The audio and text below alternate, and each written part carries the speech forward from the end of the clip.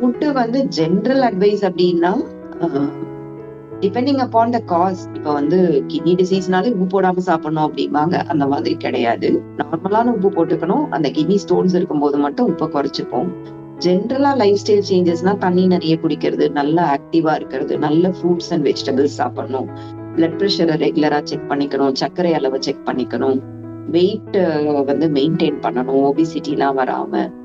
இதெல்லாம் தான் ஜென்ரல் அட்வைஸா நம்ம சொல்லுவோம். கர்ப்ப காலத்திலேன்னா நம்ம பிரெக்னன்சி இதுல வந்து ஒரு ப்ராப்ளம் இருக்குன்னு கண்டுபிடிக்கிறோம்னா, அதை தடுக்க முடியுமா அப்படின்னா, that is not in our hand.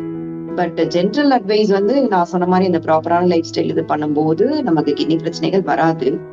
But ஏன் வந்து இந்த சிங்கிள் கிட்னி வருது, ஜெனடிக் ப்ராப்ளம்ஸ் வருது அப்படிங்கிறதுக்கு வந்து we don't have any answer.